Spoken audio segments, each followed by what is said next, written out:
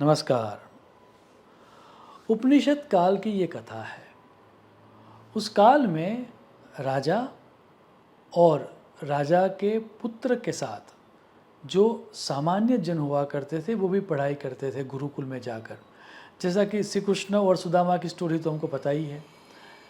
वैसे ही उपनिषद काल में एक राजा था जिसका नाम था सुधन। उस सुधन राजा के साथ एक गरीब ब्राह्मण का बेटा भी पढ़ता था जिसका नाम था सुयश। अब सुधन और सुयश की जो मित्रता थी वो बड़ी गहरी मित्रता थी।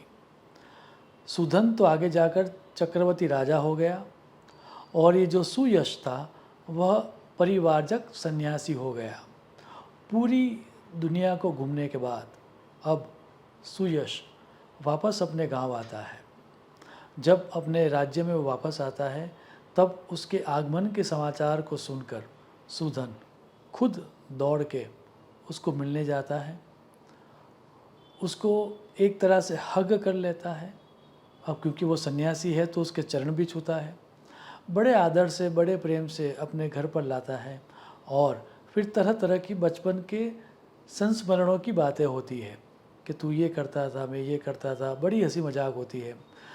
फिर सब खाना वाना कंप्लीट होने के बाद सुधन राजा अपने मित्र से पूछता है कि तू तो पूरी दुनिया घूमा, तो जब पूरी दुनिया घूम रहा था क्या किसी चीज़ को देखकर मेरी याद नहीं आई कि अपने मित्र के लिए भेंट लेकर जाऊं? अब सुयश ने कहा कि याद तो बहुत आई, लेकिन मैं सोचता था कि तू तो चक्रवर्ती सम्राट ठहरा, तेरे पास सब कुछ है, मैं तुझे क्या दूँ? अब ये सुन के अचानक सुधन के अंदर जो अहंकार के संस्कार थे वो जागृत हो गए और उसने बोला बात तो तेरी सही है, मेरे पास क्या नहीं है। ये देख, ये फला गांव से आया है, ये देख वहाँ से आया है। आज तूने जो भोजन किया वो जो भोजन है वो तो स्पेशली बनाई हुई थाली है जिसमें रत्न जड़ित है, उसकी इतनी कीमत है। सोना मोहर और बाकी सब चीज़ें वैसे ही मेरी राजमहल में पड़ी रहती है। कितनी संपत्ति मेरे पास है उसका हिसाब ही मुझे नहीं है। तो तेरी बात तो सही है। अब ये जब बातें वो कर रहा था तो सुयश ये देख रहा था कि इसको संपत्ति का और अपने पद का बड़ा ही अहंकार आ चुका है और एज ए मित्र ये मेरी ड्यूटी है कि उसको मैं सुधारूं।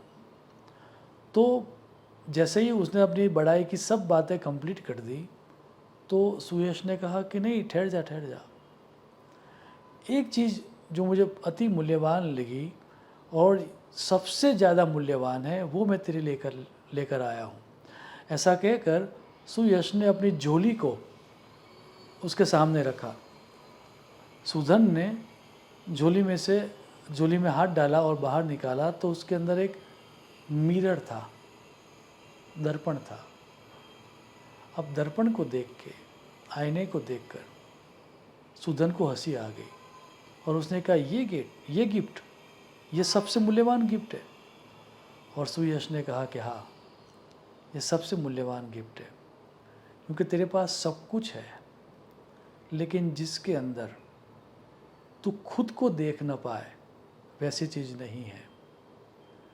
तेरे पास सब कुछ है लेकिन जिसके अंदर देख के तू अपने आप को अपग्रेड कर पाए वैसा आईना तेरे पास नहीं है।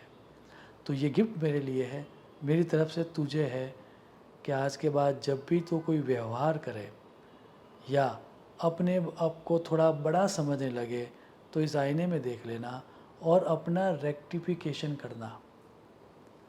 हम हमारे जीवन में सुधार ला पाए वैसी कोई गिफ्ट में मिल जाए तो वही गिफ्ट सबसे मूल्यवान होती है।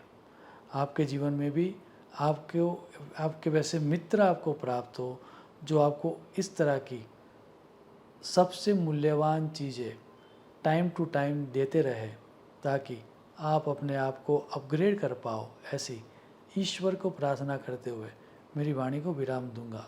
शुभम भवतु। प्रणाम।